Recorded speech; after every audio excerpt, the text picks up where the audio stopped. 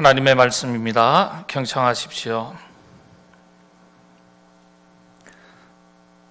사무엘은 어렸을 때 세마포 에봇을 입고 여호와 앞에서 섬겼더라. 그의 어머니가 매년 드리는 제사를 드리러 그의 남편과 함께 올라갈 때마다 작은 겉옷을 지어다가 그에게 주었더니 엘리가 엘가나와 그의 아내에게 축복하여 이르되 여호와께서 이 여인으로 말미암아 내게 다른 후사를 주사 이가 여호와께 간구하여 얻어 바친 이 아들을 대신하게 하시기를 원하노라 하였더니 그들이 자기 집으로 돌아가매 여호와께서 한나를 돌보시사 그로 하여금 임신하여 세 아들과 두 딸을 낳게 하셨고 아이 사무엘은 여호와 앞에서 자라니라. 아멘.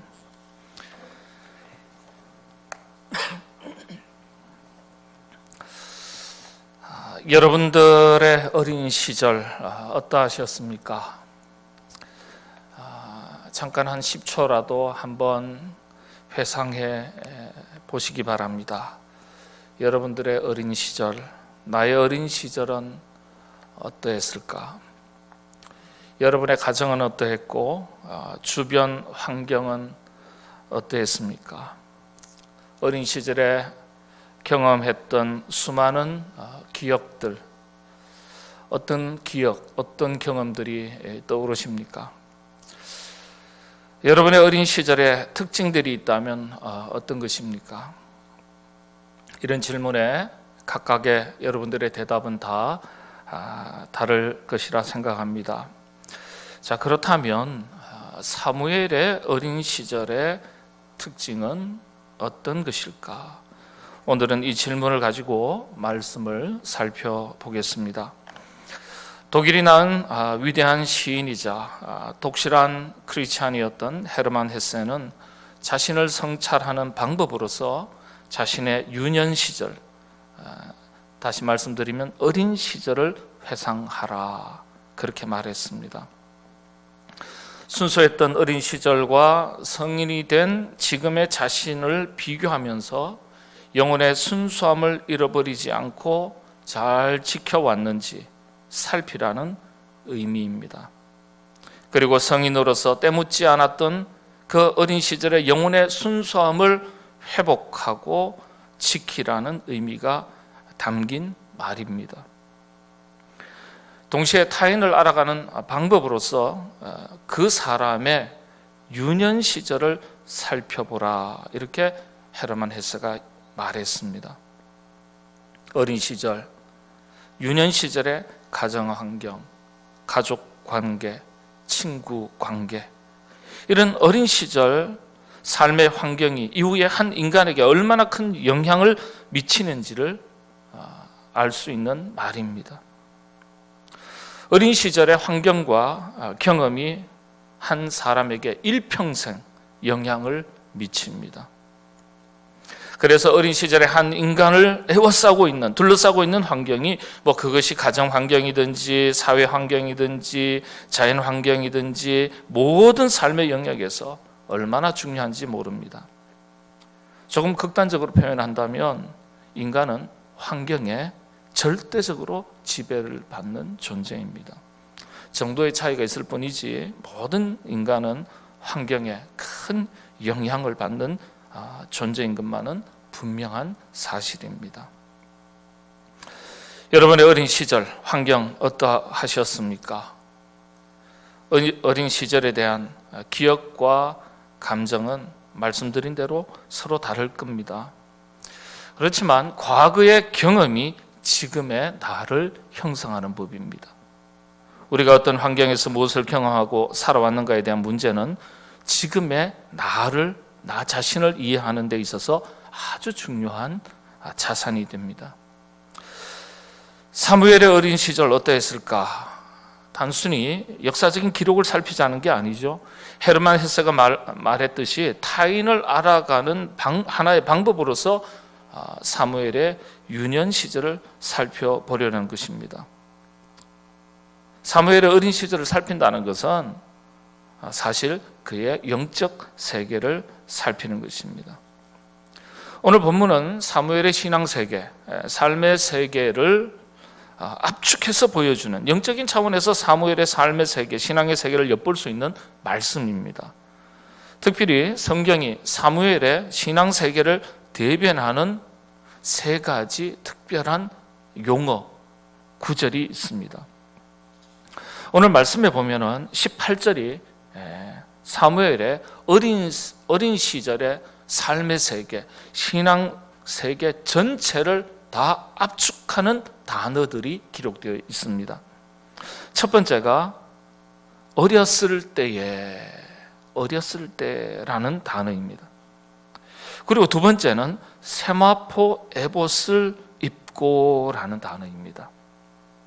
세 번째는 여호와 앞에서 섬겼더라 하는 구절입니다. 단순히 지나갈 구절, 단어, 용어들이 아니에요.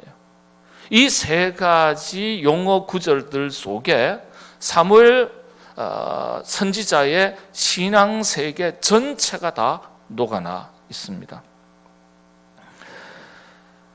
이 세 가지의 각각의 의미와 영적인 교훈을 살펴보겠습니다. 아마도 오늘은 제가 이 세 가지를 오늘 설교에 다 말씀을 함께 나누려고 준비했지만은 사실은 이 양이 많아서 한 두 번, 세 번으로 그렇게 나누어서 여러분들과 함께 말씀을 나누려고 준비를 했습니다. 첫 번째입니다. 오늘은요.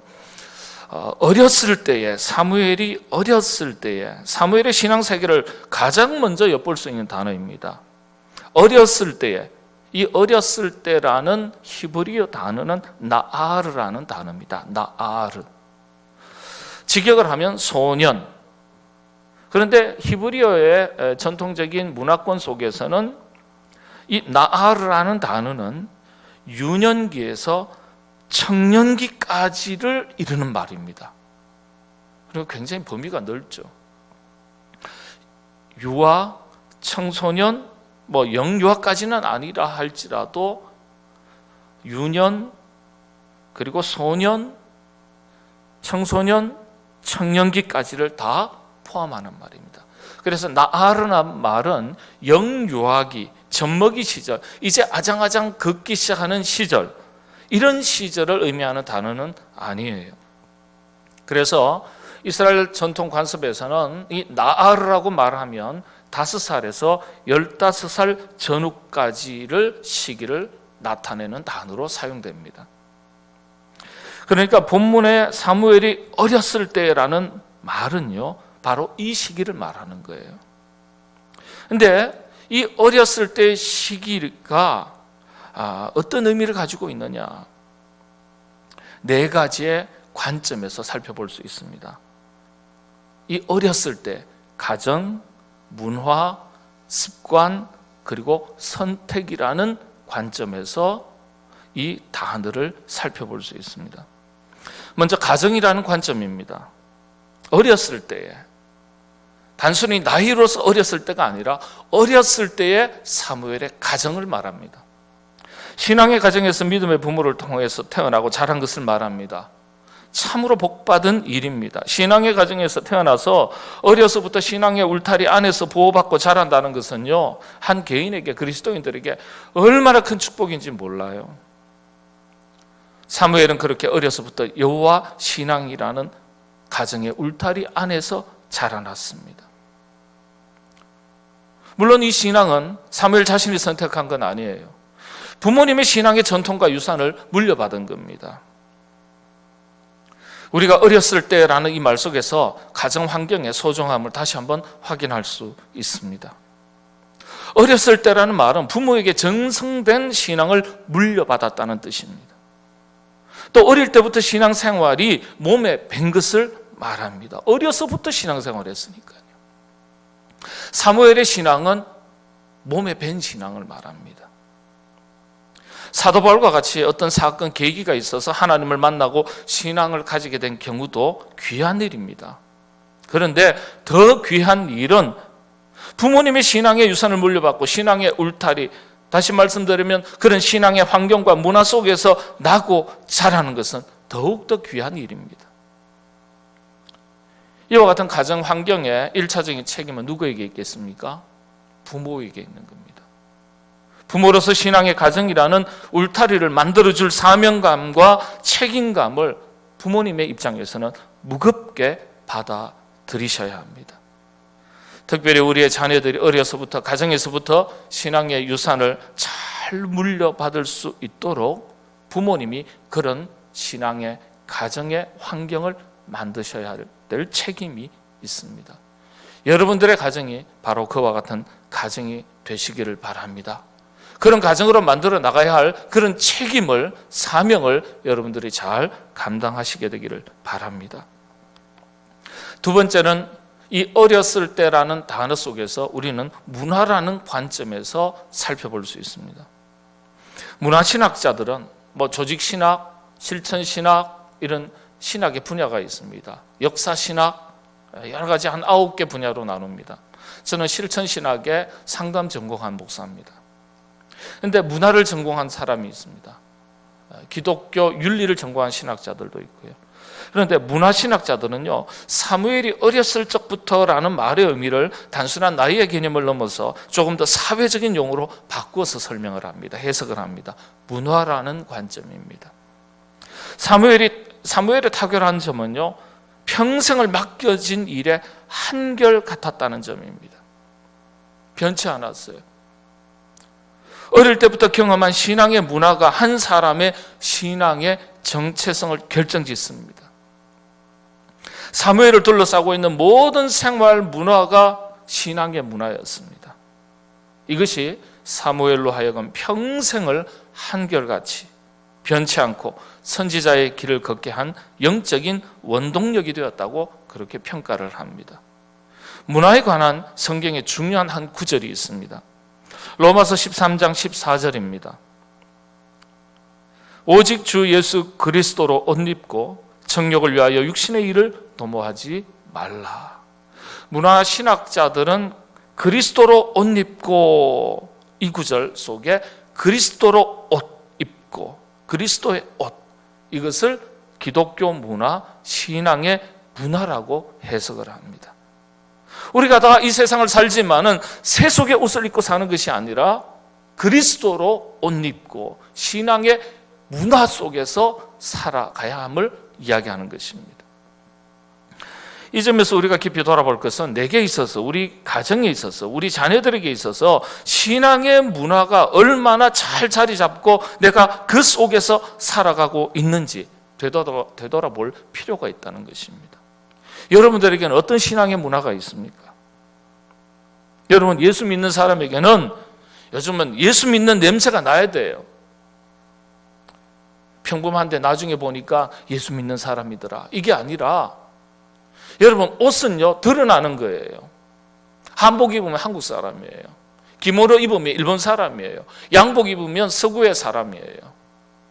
갓 쓰면, 도포 입으면 뭐예요? 조선시대 사람이에요. 옷은 드러나는 거예요. 예수 믿는 사람에게서 예수 믿는 냄새가 티가 나지 않는다, 문제 있는 거예요. 그게 문화입니다. 부끄러워해서는 안 되는 거예요. 감추어서는 안 되는 거예요. 문화는요, 조금만 달라도 티가 납니다. 문화는 삶의 양식이기 때문에 그래요. 그리스도인은 그리스도인으로서 불신자들에게서 찾아볼 수 없는 신앙생활 양식 문화가 있어야 돼요. 하다못해 식사 기도라도 해야 돼요. 그래야 주변의 식당에서 저 사람 교회 다니는 사람이구나, 예수쟁이구나, 하다못해 그렇게 얘기한다 할지라도 그 소리 듣고 살아야 되는 게 우리 예수 믿는 사람입니다. 왜 부끄러워해야 됩니까? 왜 감추어야 됩니까?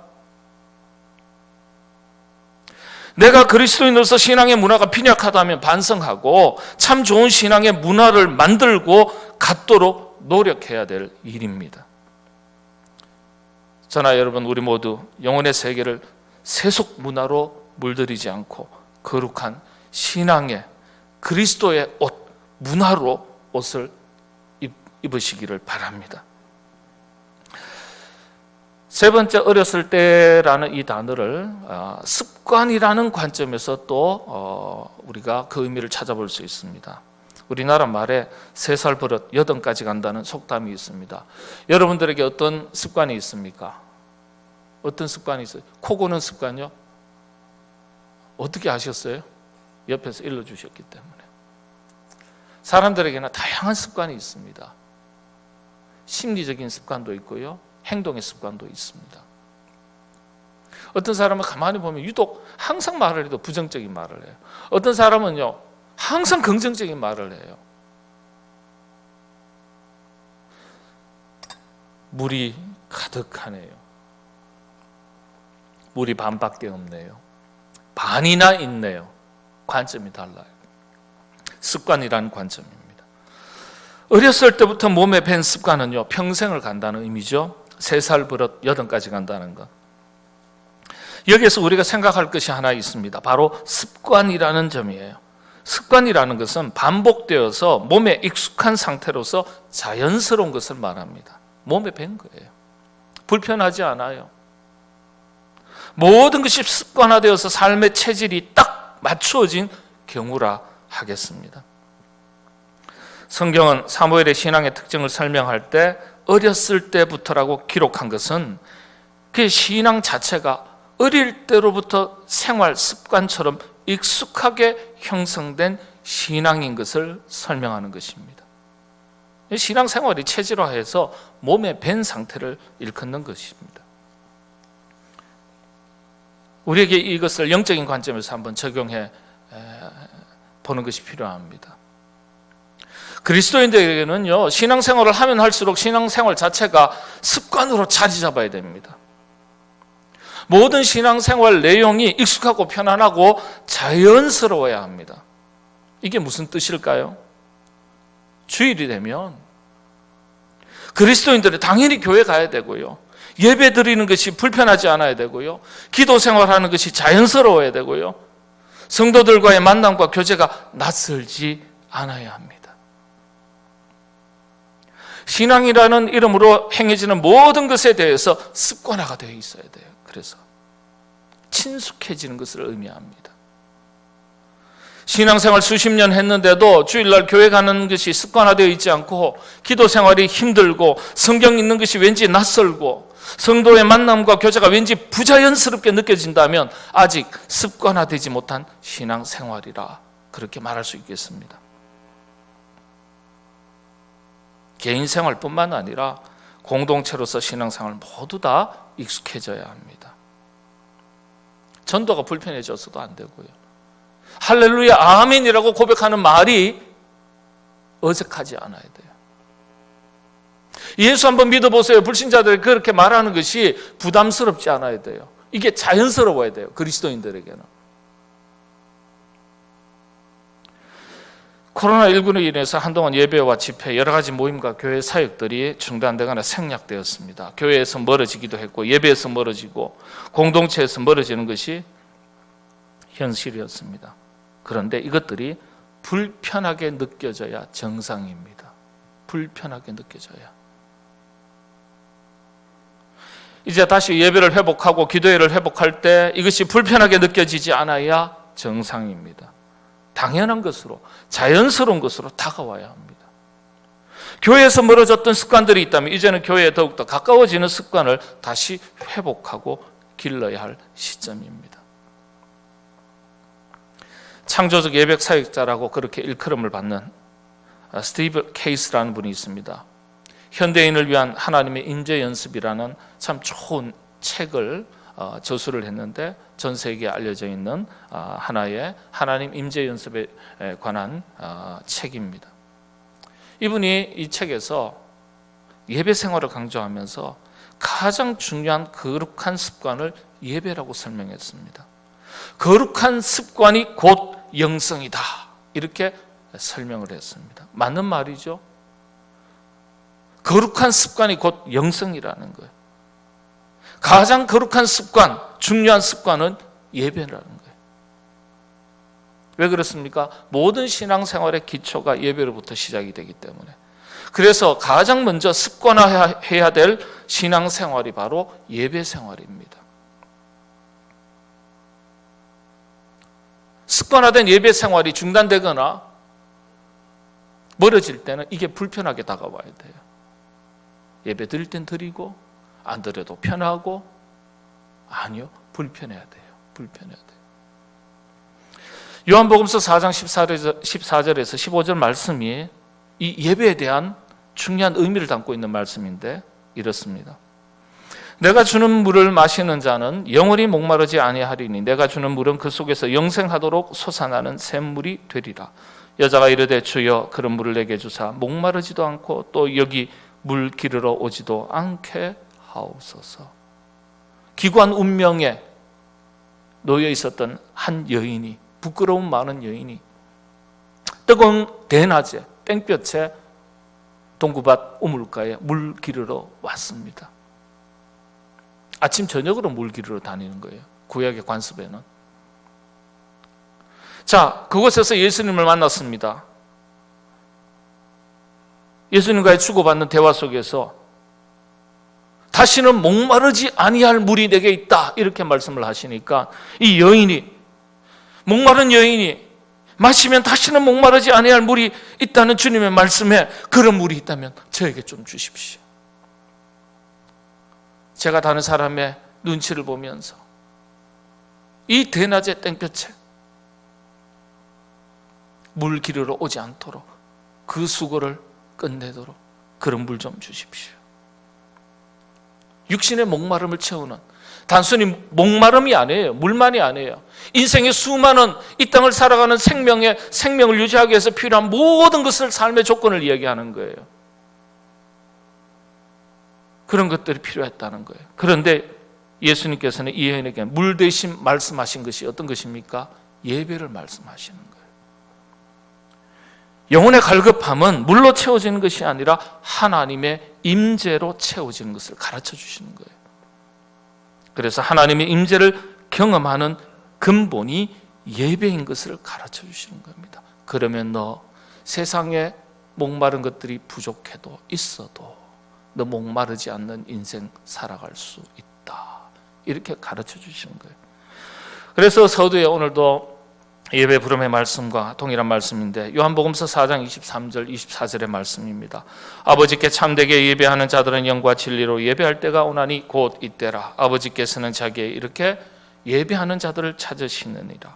하나님은 영이시니 예배하는 자가 영과 진리로 예배할지니라. 목마르다 얘기하니까 대답을 뭘로 하시는 거예요? 예배다. 예배가 답이다. 예배 생활뿐만 아니라 기도 생활도 마찬가지입니다. 이건 기본기에 해당하는 거예요.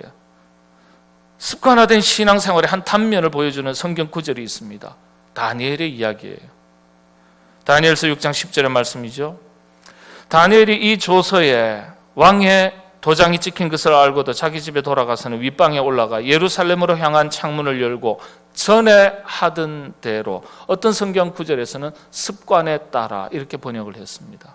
전에 하던 대로 하루 3번씩, 단순한 숫자로서 횟수로서의 3번이 아니에요. 물론 그 의미도 포함되어 있지만은 만세 삼창, 우리 그렇게 얘기하듯이 완성된 숫자를 말해요. 완전수를 말하는 거예요. 습관에 따라 전심전력으로 기도 생활했다는 거예요. 하루 3번씩 무릎을 꿇고 기도하며 그의 하나님께 감사하였더라. 다니엘은요, 위기 앞에서도 거룩한 습관을 지킵니다. 코로나19도 위기예요. 여러분들에게 가정에서, 직장에서 만나는 수많은 위기도 위기예요. 그럼에도 불구하고 그 위기 앞에서도 예배의 자리와 예배의 시간들을, 예배 때를 놓치지 않습니다. 거룩한 습관을 지킵니다.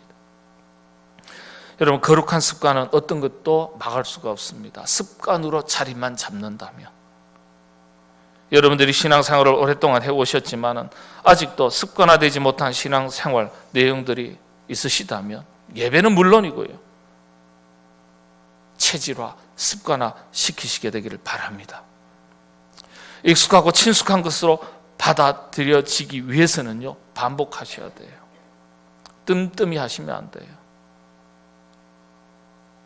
습관으로 자리 잡을 때까지는 불편합니다. 그래서 인내가 필요합니다. 그런데 거룩한 습관으로 자리 잡게 되면 그 거룩한 습관은 바뀌지 않는 거예요. 여간에서 바뀌지 않아요.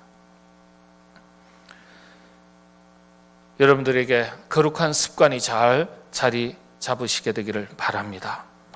마지막입니다. 이 선택이라는 관점이에요. 어렸을 적부터 이 구절 속에서 우리가 선택이라는 관점에서 영적인 교훈을 찾을 수 있습니다.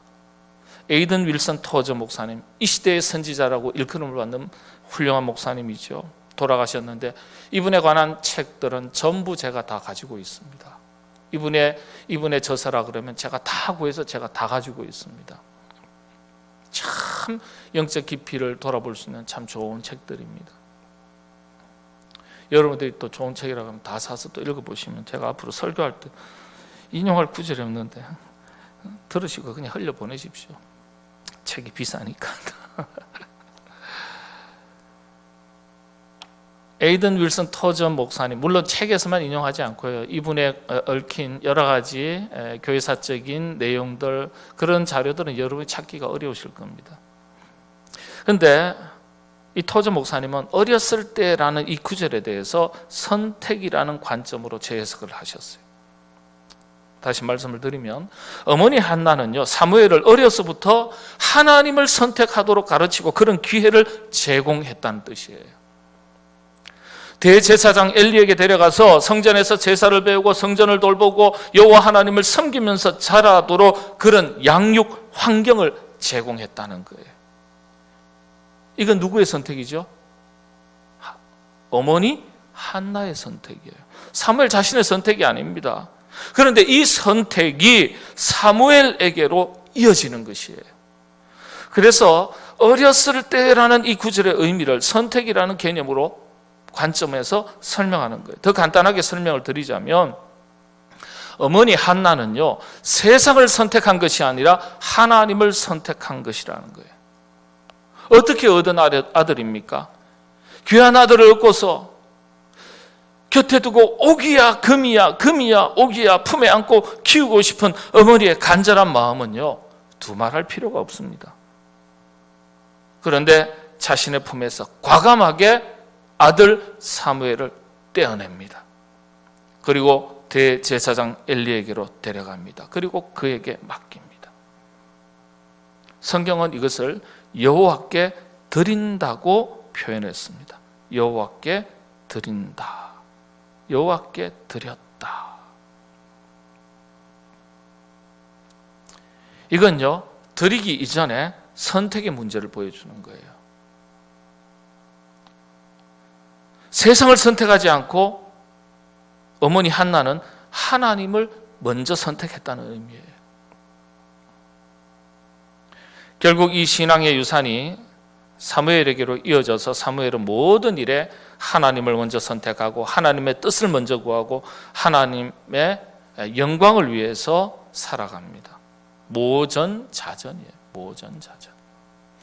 여기서 오늘 우리들의 모습을 살펴볼 수 있습니다. 대부분의 부모님들이 세상의 기준으로 자녀들에게 세상을 먼저 선택하는 방법을 가르칩니다. 이를테면 세상에서 앞서가는 방법, 세상에서 성공하는 방법, 세상에서 더욱더 행복해지는 방법. 그리스도인들은 이와는 조금 다르다고 말합니다.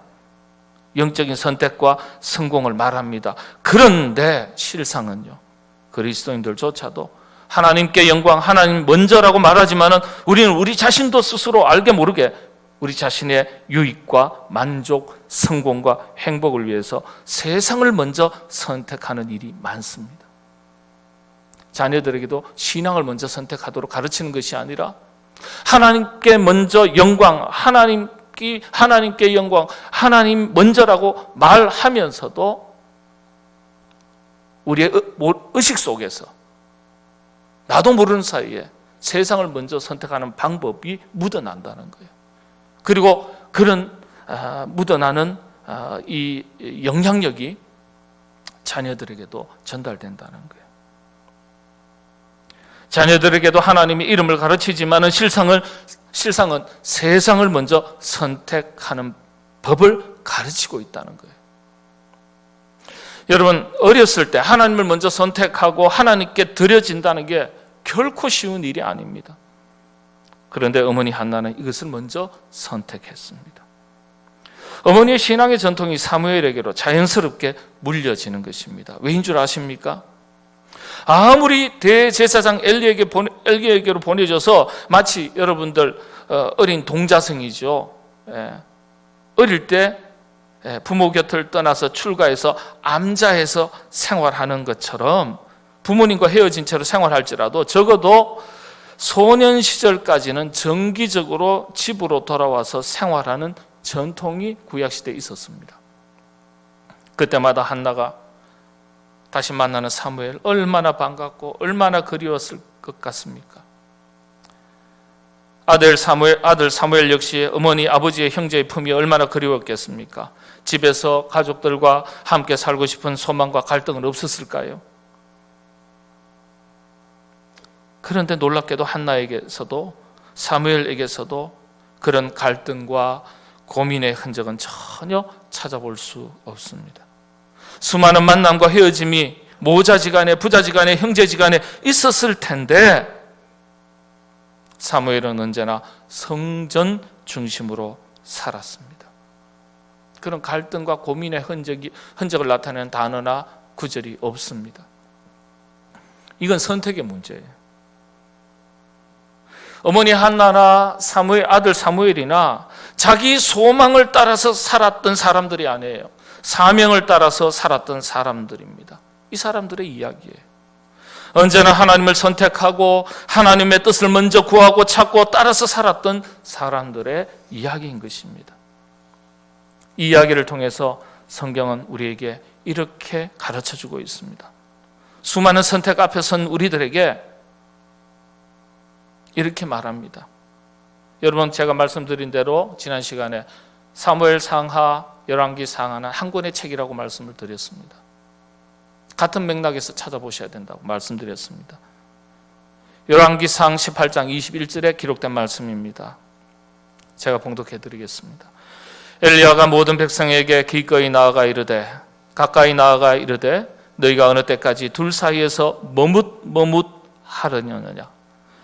여호와가 만일 하나님이면 그를 따르고 바알이 만일 하나님이면 그를 따를지니라 하니 백성이 말 한마디도 대답하지 아니하는지라.